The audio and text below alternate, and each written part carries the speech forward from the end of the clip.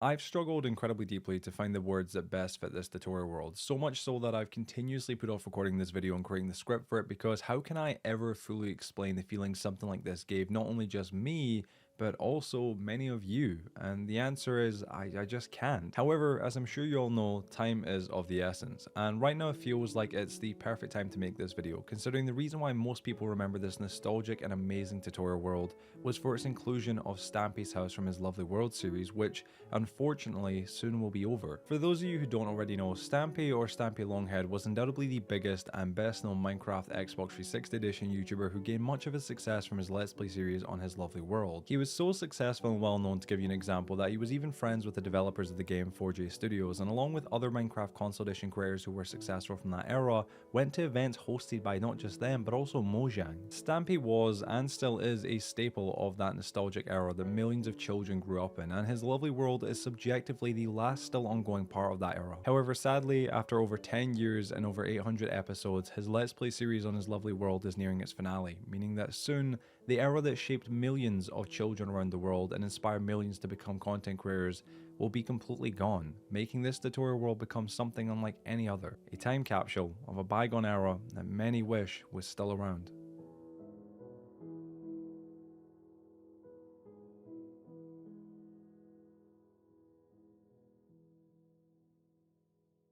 So welcome to what I like to call the Stampy Cat or Stampy tutorial world. Now, although the main attraction for this world is Stampy's Island, I don't just want to ignore everything else that exists within it. So today, like usual for the series, we'll start from where you begin when you join the world, which is the spawn. When you load into the TU19 tutorial world, as per tradition, you spawn in a circular safe zone of sorts, with trees surrounding you, a little empty pond, and as always, our favorite little abandoned miner shelter just waiting to be repaired. In the sky, you'll see that all too familiar wool sign saying Minecraft, and in the distance, a roof of a castle. Now, unlike previous tutorial worlds that we've covered, 4J Studios was not interested in keeping you in the spawn area for long, and that's because there's no redstone contraptions to play with here, there's no fishing rods to use, there's not even any boats to play with. There's no point wasting your precious time just sitting in the spawn area. So when you do leave the spawn area, obviously after getting bored, you'll be greeted to one of the newest additions to the game that came out alongside this beautiful tutorial world, and that is of course fireworks. Looking around, you'll see some of the other cool new features that have been added, such as horses, hoppers, daylight sensors, redstone comparators,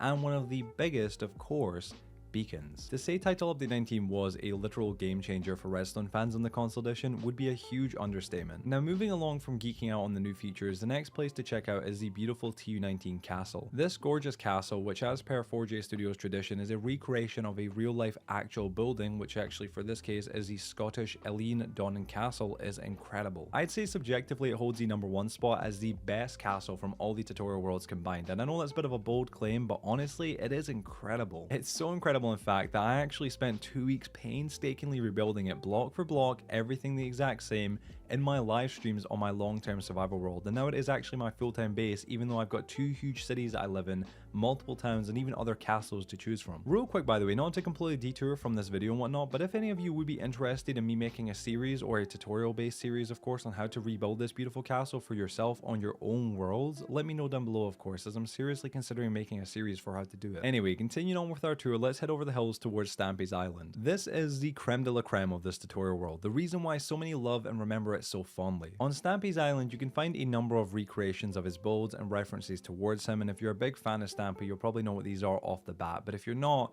these include but are not limited to a complete recreation block for block of the super ship Stumpy or the SS Stumpy, which made its first appearance in episode 124 of Stampy's Lovely World called Sinking Feeling, a recreation of Stampy's entire house complete with a swimming pool, library, inspiration room, kitchen, living room, transport station, clubhouse, brewing room, storeroom, crafting room, and of course, music tower. Then there's Crimson's crib, which later in Stampy's Lovely World became my Ballistic Squid's room, and how could we forget of course Stampy's bedroom. I hope this doesn't sound kind of strange, but it is weirdly just so damn cool to be able to just be in Stampy's bedroom from his Lovely World. Even if it's just a recreation, it just feels awesome and it takes you back to when times were just so much simpler. Something that I actually wanted to cover though was the signs that were left in Stampy's bedroom, which were by 4J Studios of course, so the actual team at 4J Studios.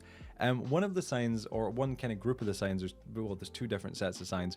One actual of the group of the signs is above Stampy's bed, and the first actually says I love Stampy with a little love heart. Then beside that there's an actual loser with an arrow pointing down to another sign saying bed for one because no one loves Stampy, which it may seem a little bit mean, but obviously it was just some lighthearted memeing by 4G, so GG. They also left another sign beside a pair of diamond boots in an item frame saying Christmas present from Santa, which was especially awesome considering this world got released with title update 19 on December 18th, just before Christmas of course in 2014. And lastly, something that I haven't mentioned yet, of course, it was recreated of Stampy's by 4G Studios, was of course his love garden. I'd say the best part of this entire world had to have been not just the addition of Stampy's house and of course his builds, but also his love garden. For those of you who don't know, Stampy's love garden is a place where Stampy would add a sign with someone's gamer tag or YouTube name on it because of fan art they'd made for him of course, or a funny comment they left on his channel, or something else, pretty much every episode of his series. The garden itself has become an iconic part of his Lovely World series, especially because viewers would see it in almost every single episode when he started his videos, as it was always just outside of his bedroom window. If you recall at the beginning of the video, I mentioned how this world is now kind of a time capsule of a bygone era, or at least that soon it will be a time capsule, a complete time capsule of a bygone era.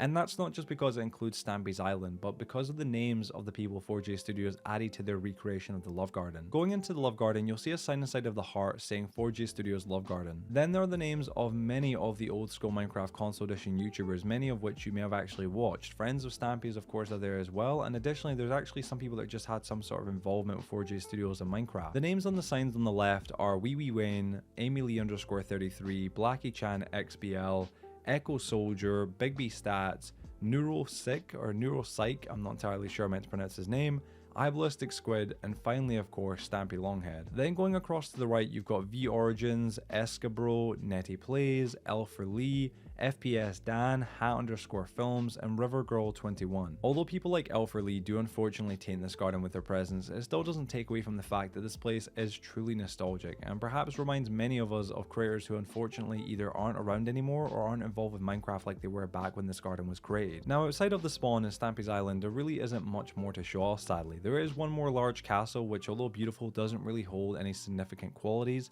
in comparison at least to everything else we've shown today. And there is another couple villages and stuff all over the place that were just normal generated villages, and also an additional one little random house in the middle of nowhere. But that's basically it. Now before I end this video, I've got to give credit where it's due. Although I'm sharing the tutorial world downloads and making this video, obtaining these maps would not have been possible without the amazing collaboration and help I received from my good friends and fellow Minecraft LC supporters, Jake, Emmy, and MC4F. These people invested insane amounts of their own time to help make this project possible, so please go show them and their amazing YouTube channels, which will be linked down below, some love by subscribing to them. And with that being said, ladies and gentlemen, that is the end of today's video. Thank you all so much for watching it. If you did go and enjoy this video and found it interesting or quite nostalgic, please share it with your friends and family, drop a like, and if you have any subjects or topics you'd like me covering in a future video, leave a comment letting me know what they are. Also, be sure to subscribe and turn the notification bell to stay notified when I release any new videos, either like this or even better. And of course, I'll hopefully see you guys in the next video. Thank you all so much for watching, and yeah, everybody, peace out.